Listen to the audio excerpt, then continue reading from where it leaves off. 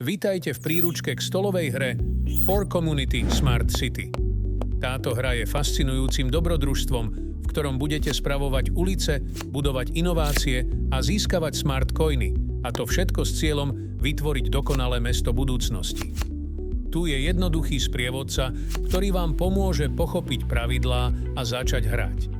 Na začiatku hry všetci hráči hodia kockou, aby určili, kto začína. Hráč, ktorý hodí najvyššie číslo, vykonáva prvý ťah. Potom hra pokračuje v smere hodinových ručičiek.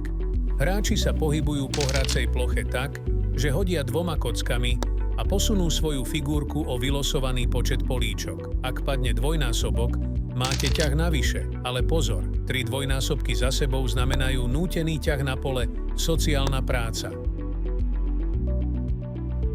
Prvým typom sú ulice. Môžete si ich kúpiť. A tým, že vlastníte celú sadu ulíc jednej farby, zaťažíte hráčov, ktorí na nich stoja. Ak sa nákupu vzdáte, ulica ide do dražby. Ďalším sú pokuty. Keď na nich stojíte, platíte pokutu. Nové okolnosti, vezmete si kartu a získate bonus. Klimatické zmeny. Táto karta môže zaviesť nejaké ťažkosti alebo pokuty. Miesto selektívneho zberu odpadu.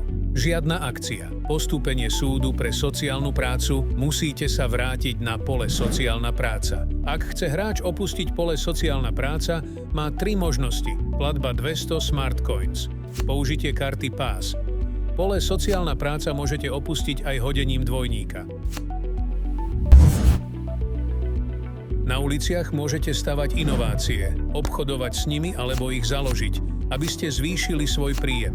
Nezabudnite, že inovácie zvyšujú hodnotu nájomného, ktoré vám musia platiť ostatní hráči.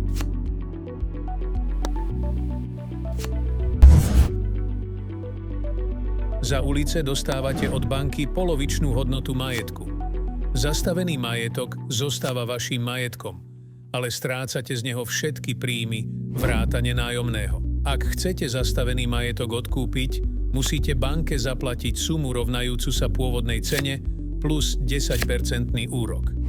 Uličné novinky môžete predať, ale len za polovicu ich hodnoty. Pozor, inovácie nie je možné založiť, iba predať. Začínate s 1500 mincami Smart Coin.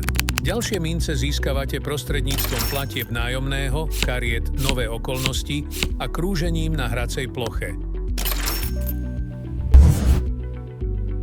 Hra sa skončí, keď zostane len jeden hráč alebo uplynie 60 minút. Vtedy sa spočítajú všetky nehnuteľnosti a mince Smart Coin a určí sa víťaz. Začiatok hry. Zamerajte sa na získavanie ulíc. Druhá fáza. Vymieňajte si ulice, aby ste získali tie, ktoré potrebujete. Záverečná fáza. Rozvíjajte svoje ulice budovaním inovácií. Pamätajte, že kľúčom k víťazstvu je strategické riadenie vašich nehnuteľností a inovácií.